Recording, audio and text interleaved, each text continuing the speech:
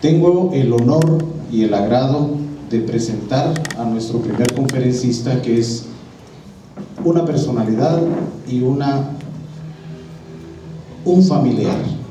Es alguien de la casa y es alguien que le tiene un aprecio muy especial al Beaterio de Belén. Recibamos con un fuerte aplauso al profesor Jorge Mario Díaz.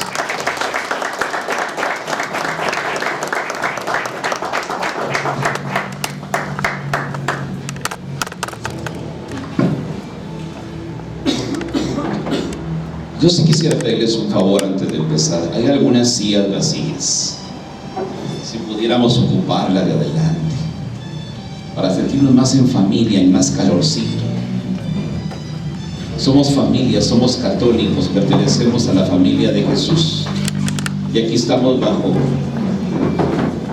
la misma protección del Señor. Primero que nada, quiero agradecer la invitación que me hicieran para participar en esta actividad. Muy agradecido, Monseñor Marco Aurelio, que le tengo un cariño muy especial, un cariño de familia. Muy agradecido a las personas que colaboran en estas actividades tan especiales de preparación para la consagración del Cristo del Beaterio de Belén. Muchísimas gracias. Luego una felicitación de todo corazón por esta preparación que se está haciendo. Con mucha tristeza estaba viendo en años anteriores que muchas de estas consagraciones se anunciaban como de un día para otro y casi a rajatabla se preparaba la actividad, y que casi consistía en que el obispo ungía la imagen y ahí moría. Que esa preparación ya no se daba como se dio, por ejemplo, cuando se coronó a la Inmaculada Concepción de San Francisco, que duró un año la preparación. Y qué bonito que aquí se haya retomado esto. Hacer un camino de preparación para vivir a plenitud este regalo que Dios nos quiere dar, porque es un regalo que Dios nos quiere dar, la consagración del Cristo del Beaterio de Belén. Es un regalo del Señor que debemos de agradecérselo constantemente. Entonces estamos haciendo un camino. Creo que la mayor parte de nosotros somos cucuruchos. La mayor parte de nosotros amamos nuestras procesiones y nos gusta ver nuestras imágenes lo mejor posible.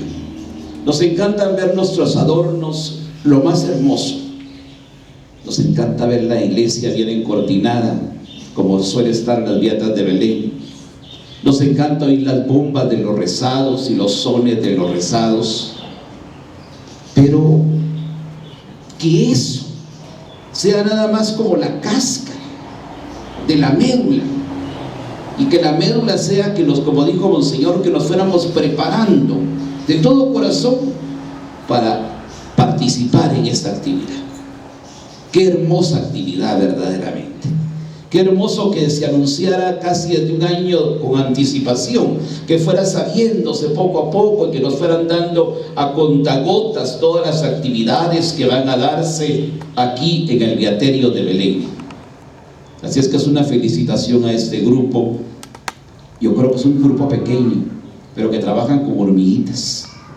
Y bendiciones a este grupo, que el Señor los bendiga y les ayude en esa tarea tan difícil. Yo sé lo que son estas tareas difíciles, ¿verdad? Cuando trabajamos para la gloria de Dios es difícil. Yo siempre he pensado que si pusiéramos una cantina o un prostíbulo, inmediatamente prosperarían las cosas. Pero cuando trabajamos para Dios es difícil, y el diablo se mete muchas veces, ¿verdad?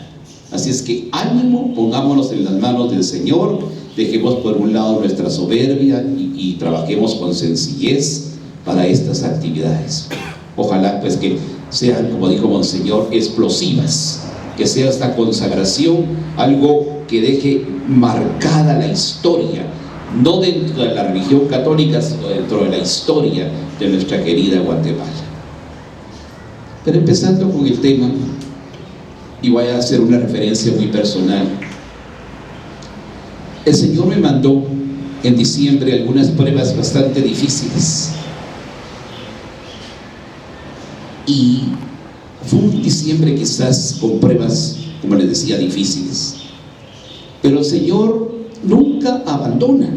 Y es algo que quisiera que dejáramos bien claro, ¿verdad? Dios nunca nos va a abandonar. Y aunque sintamos nosotros que el Señor nos abandonó, el Señor siempre va a estar a nuestro lado y va a estar ayudándonos. Y hay algo muy interesante, siempre he pensado en esto.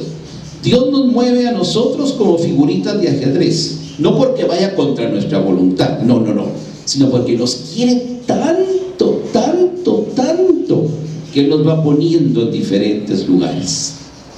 Comenzaba el año del Señor de 2015 y la primera llamada que recibo de ese año fue una invitación de don Jorge. Todavía les digo, todavía no me había levantado porque me había acostado tarde por el rezado de don Bosco. Una llamada telefónica que me iluminó mi día, gracias don Jorge. Y le voy a decir algo, me iluminó mi año.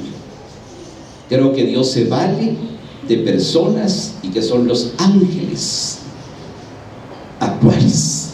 Gracias por esa llamada. Me entusiasmó tanto escucharlo y escuchar el tema que se me diera, que fue para mí como una fuerza que me ha ayudado a vivir con mucho entusiasmo estos días del 2015. Pero vayamos ya a entrarnos un poquito al tema. Y no podemos hablar del Beaterio de Belén sin hablar de dos grandes personajes: hablar del hermano Pedro y hablar de la Madre Encarnación Rosario. Yo pienso, se me ocurre probablemente en este momento, que ahora que estamos en esta preparación, que le pidiéramos mucho al Señor por la imagen de Jesús, por la pronta canonización de la Madre Encarnación Rosario, que algún día la podamos ver así como al hermanito Pedro en los altares con toda su gloria.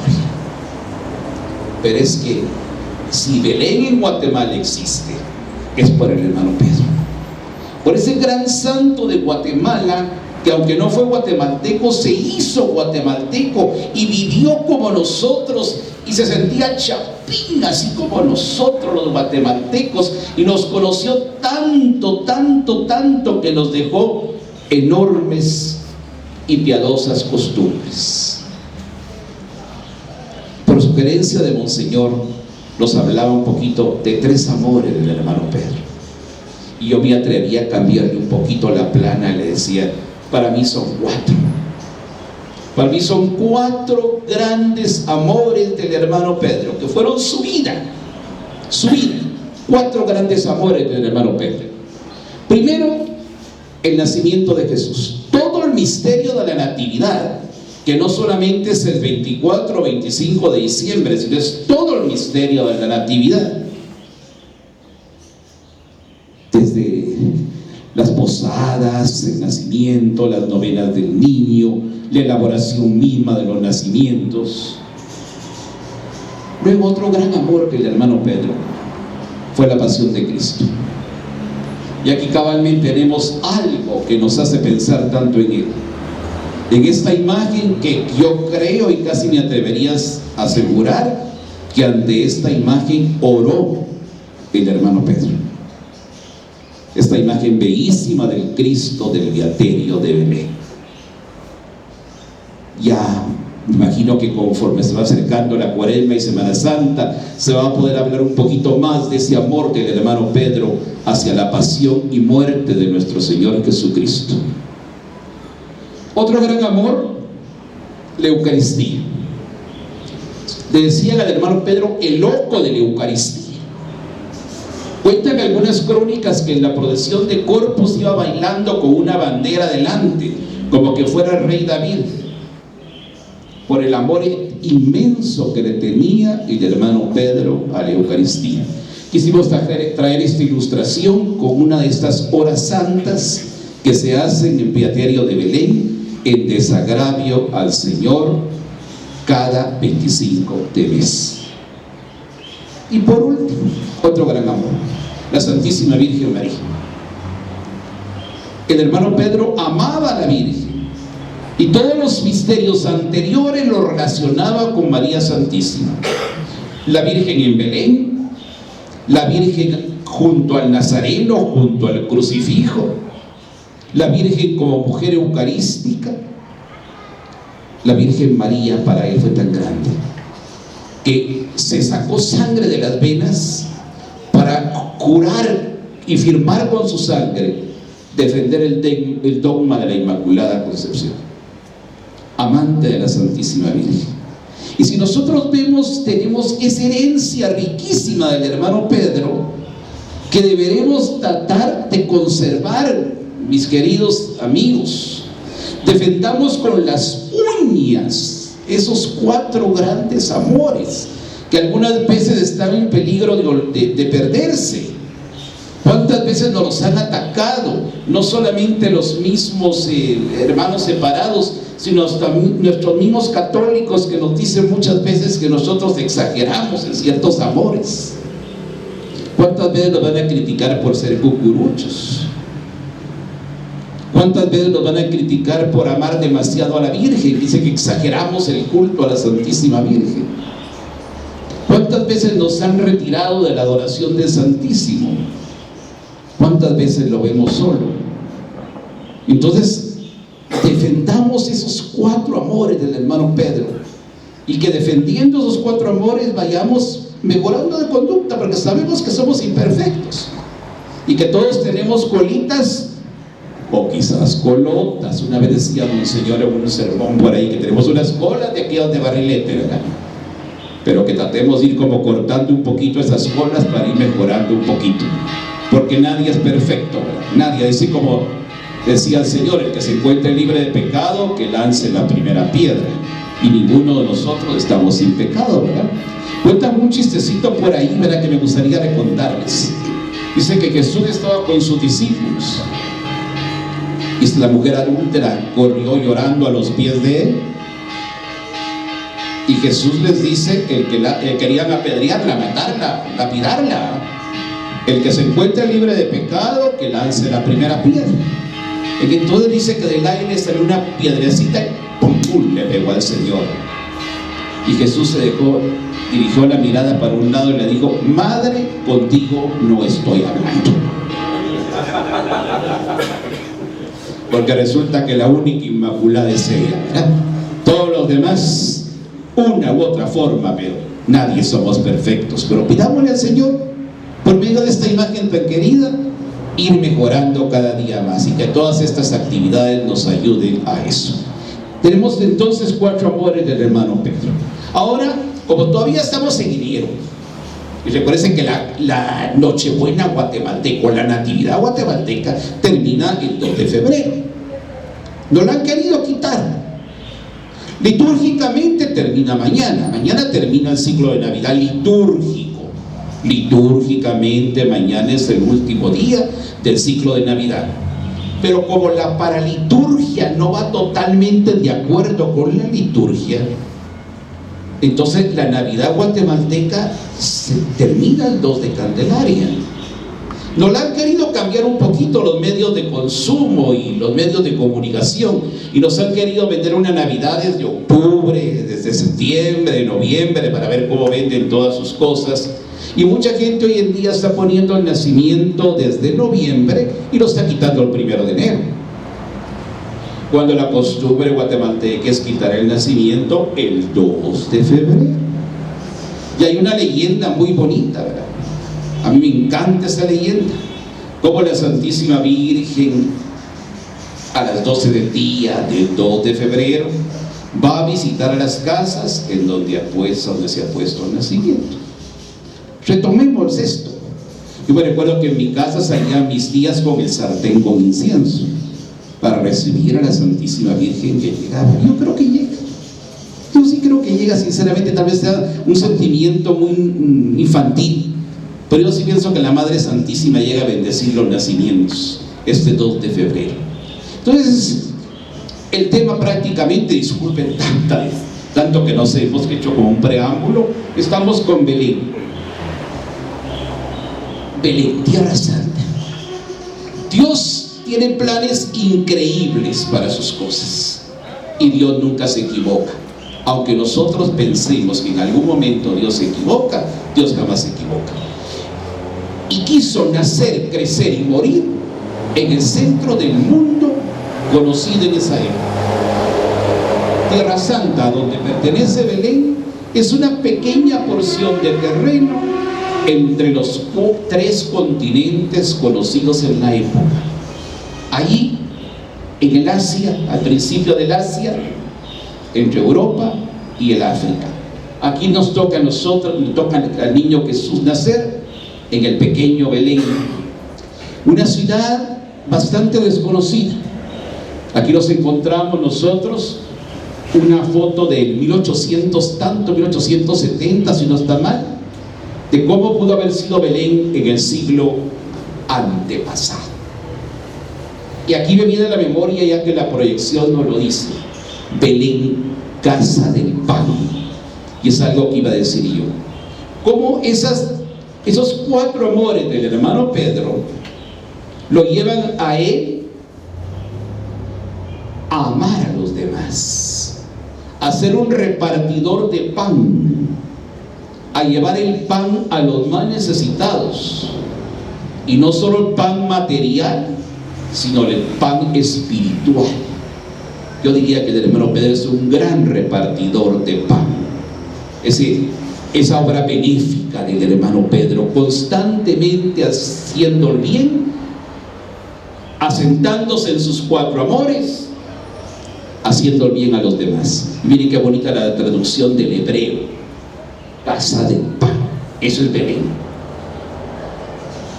Ahora bien, en tiempo de Cristo había muchas ciudades importantes, entre ellos Jerusalén, que era la capital del reino, y otras ciudades importantes, quizás las que estaban en la orilla del mar, como más comerciales y todo.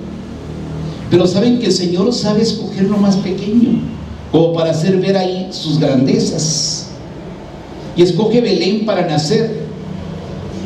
Pero como toda la Sagrada Escritura es un mimo y van de pensamientos, nos vamos a dar cuenta que ya había una profecía del profeta Miqueas. Se cuenta que él era un profeta rural. Me viene a la mente algún campesino de Guatemala, y que el Espíritu Santo se vierte sobre el profeta Miqueas y nos lanza esa profecía tan bella: mas tú, Belén Éfrata, aunque eres la menor entre las familias de Judá, de ti ha de salir aquel que ha de dominar a Israel. Miqueas 5:1. Los invito a que en su casa continúen con la lectura de Miqueas, porque después de esta profecía hay una muy linda que sigue en torno a la Santísima Virgen. Dice: hasta que dé a luz la que va a dar a luz. Se está refiriendo ya a la figura de María Santísima. También nos imaginamos cómo pudo haber sido cuando predicaba este profeta Miqueas a su pueblo en el campo, en estas ciudades donde predicaba el profeta Miqueas. Miqueas 5. Miqueas 5. Pero también Belén va a ser cuna de un gran rey de Israel. Como que Belén, a pesar de ser chiquito, es cuna de reyes. Y ahí de Belén va a ser el rey David, el gran compositor de los salmos. Y del rey David, del estirpe del rey David, van a ser precisamente el niño Jesús, descendiente del rey David. Cristo, aunque nace de una mujer tan sencilla, pero al mismo tiempo tan grande, lleva en sus venas sangre de reyes. Es desde allá Cristo Rey. Tiene sangre de reyes humanos, ¿verdad? Desde luego, toda la realeza que lo hace ser Dios, ¿verdad? Aquí nosotros,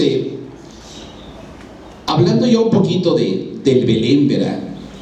Tenemos nosotros un mapa en donde posiblemente se dieron el camino de Nazaret a Belén, el camino de las posadas. Ahí está el camino de las posadas. Algunos datos que investigábamos, se nos dice que probablemente entre Nazaret y Belén había 90 millas, que actualmente un viaje en carro dura 1 hora con 50 minutos, 2 horas vamos a suponer. Caminando un día 9 horas. Pero hay algo muy bonito, parece en burro, con una mujer embarazada y un esposo caminando aproximadamente entre 3 y 5 días. Eso fue lo que tuvieron que caminar ellos. Yo leí en otro lugar que probablemente fue un poquito más. No me recuerdo dónde escuchaba yo este dato, que probablemente fueron 9 días los que caminaron San José y la Santísima Virgen de Nazaret a Belén. Y aquí hay un regalo enorme que nos dejara el hermano Pedro, el creador de las posadas.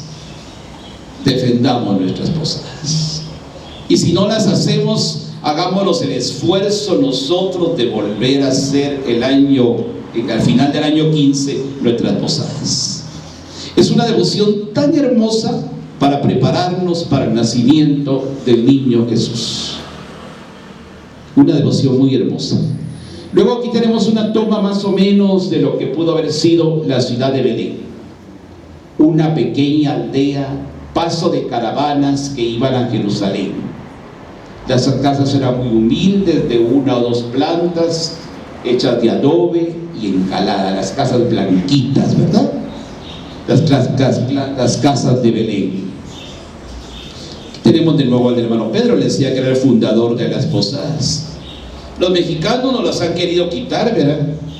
Y muchas veces nos dicen que las posadas son mexicanas, pero las posadas son tan nuestras como el tamalito y el fresco de súchiles, o la hoja de la pacaya y la manzanilla. Son nuestras las posadas y son un regalo del hermano Pedro, que tristemente yo siento que las hemos desvirtuado un poquito. Nos hemos olvidado efectivamente de ese camino que la Santísima Virgen y San José hicieron esos 9 días. En Guatemala había una costumbre que yo creo que ya desapareció, de el rezo de las posadas, porque la gente ya no reza la novena de las posadas, reza otras cosas, ya no reza la novena de las posadas.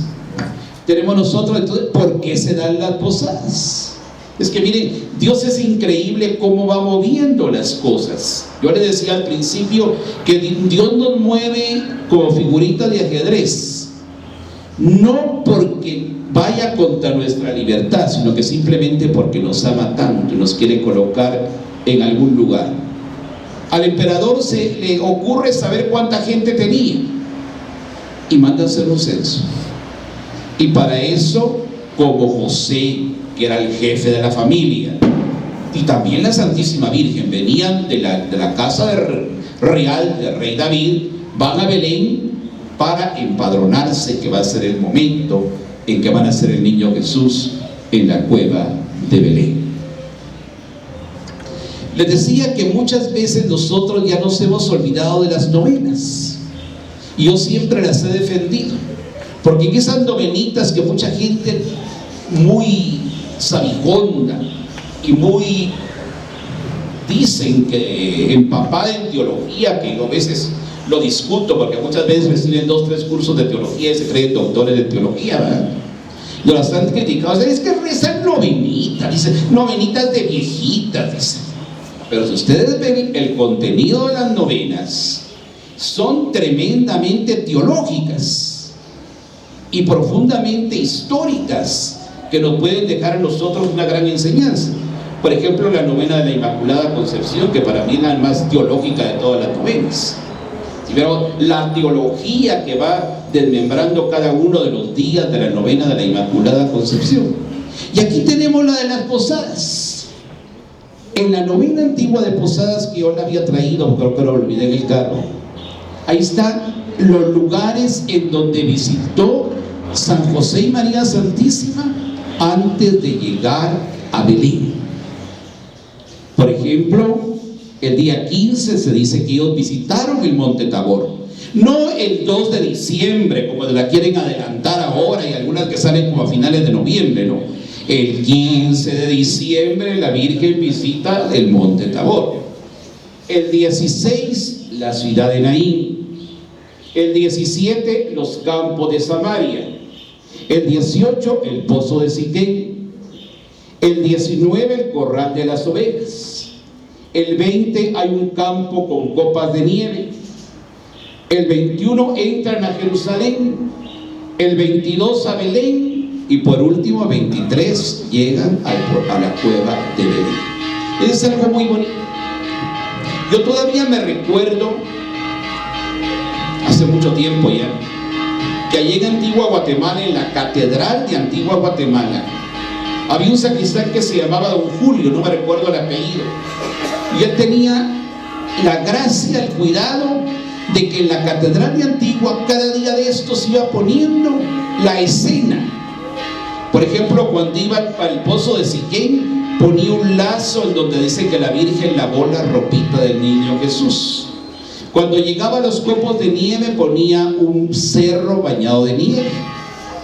Cuando hablaba del corral de las ovejas, ponía a San José y a la Virgen dentro de las ovejas. Y era como un material didáctico para que la gente se fuera preparando para el verdadero nacimiento del niño Jesús. Sería una bonita costumbre, ¿verdad? Y como revivir, les digo yo, esa novena tan linda que ya no se reza. ¿Qué hacen muchas personas, verdad? Leen una página bíblica que muchas veces no tiene nada que ver con lo que se está celebrando,